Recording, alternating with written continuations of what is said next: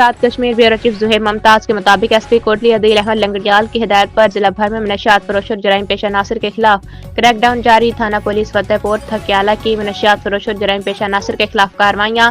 855 ग्राम cheers बरामद। मुजरम इश्तिहारी गिरफ्तार। Malik Shahzad Ahmad SHO थाना पुलिस फतेहपुर थकियाला ने हमरा नफरी पुलिस के मनशियात फरोशों और जराइम पेशा नासिर के खिलाफ कार्रवाइयाँ की। पहली कार्रवाई में नशियात के मुकदमे का मुजरम इश्तिहारी वहीद मुश्ताक वलसरदार मुश्ताक साकिन डबसी नकियाल को गिरफ्तार करके मुलजम के कब्जे से मजीद 580 ग्राम चर्स बरामद की गई है।